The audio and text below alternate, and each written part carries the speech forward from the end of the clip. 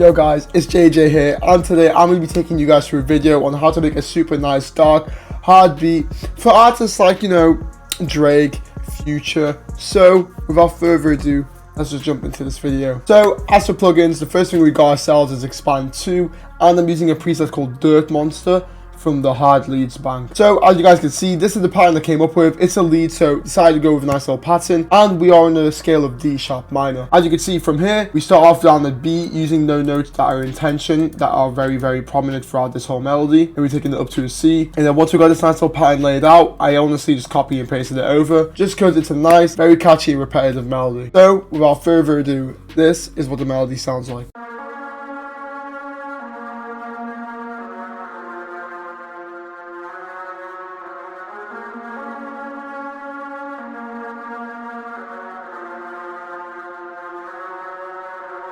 And there you have it. As for effects, the first thing I've got myself is a Fruity Fast Distort. I did a very basic Fruity Love filter. I did another EQ on top just so I can really cut out a lot of the frequencies. Then again, another Fruity Fast Distort, and then a heavy amount of reverb, as you guys can see, creating a lot of ambience, making that melody sound super ambient, giving it a bit of a dark tone. But then again, enough for Future and Drake to do a nice little thing on it. Next up, we got ourselves, of course, the Powerhouse Omnisphere, and we're using the preset called Baritone Guitar B from the guitar bank, of course. As for the pattern, I really just laid down some simple root notes. Thought they sound really good together. And as you can see, we're making use of these notes in tension. Apart from the root note of D, the other three are all from these notes that are one semitone apart, creating tension and really adding to that dark vibe. So without further ado, this is what it sounds like with the lead.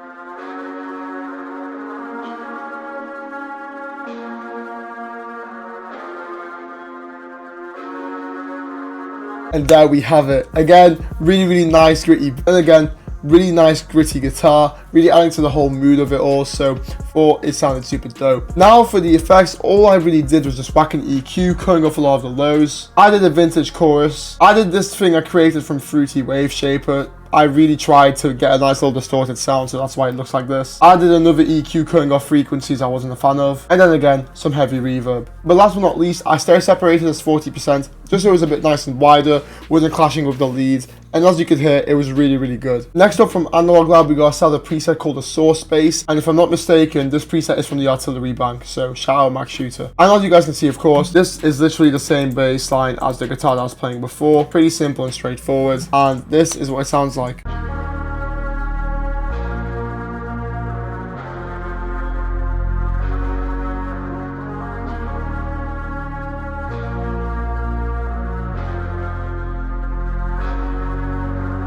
And there you have it. Of course, this bass is super well needed. Adds a lot of that dark mood to the whole beat, exactly what we want from it. And on top of that, really fills in the whole frequency range. Now, last but not least, for the melodic component, we got ourselves a preset called the Bright Fuzzy Bell, coming from the Bells bank. So from what you guys can see right here, it's a very basic pattern. All I did was start off with this nice little 2-bar, going from the B up to a C sharp down to the F and F sharp, again making use of these notes in tension, as you can see from the B, F and F sharp. Then I pretty much repeated the same pattern over, but for a bit of variation, I took this F sharp up to a G, and as you can see, it just rinse and repeats again. So without further ado, this is what the full melody sounds like.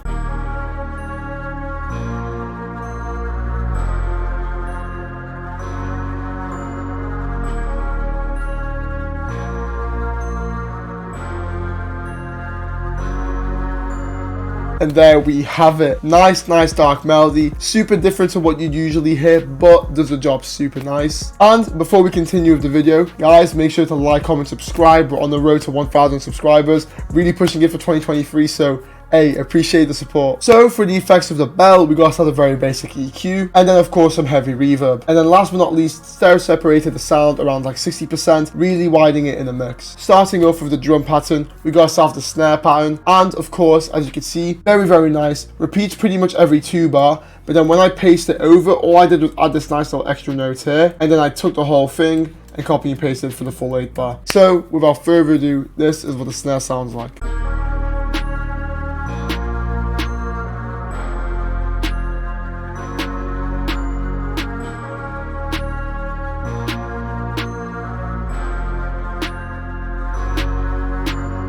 And there we have it, adding in a nice grit, because honestly, when it comes to moody dark beats, I really like using a snare over a clap sometimes.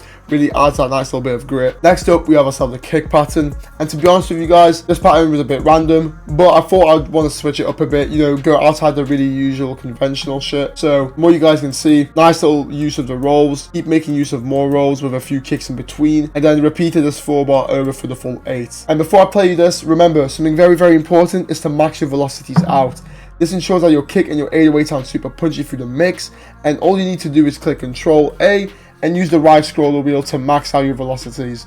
It is that simple. But with that being said, this is what it sounds like.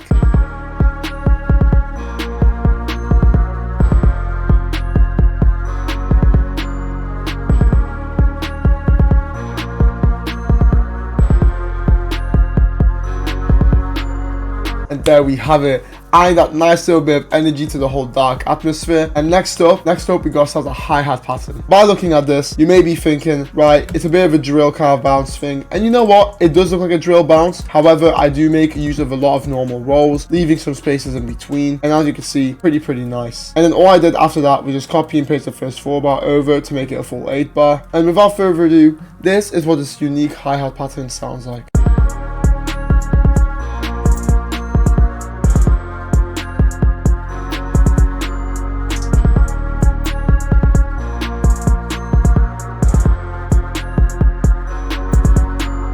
And there we have it, giving it a nice little bounce, complementing the kick and the snare quite nicely. On to the final drum pattern.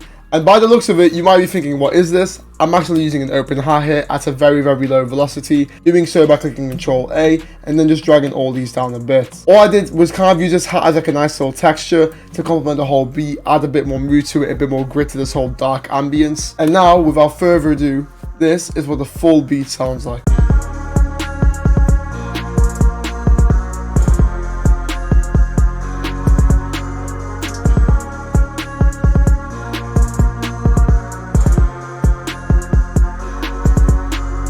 And there we have it, ladies and gentlemen. I appreciate you guys for watching the video. Thanks again. Make sure to like, comment, subscribe down below. 1,000 subs on the way, come on. And of course, thanks for watching and take it easy. Peace.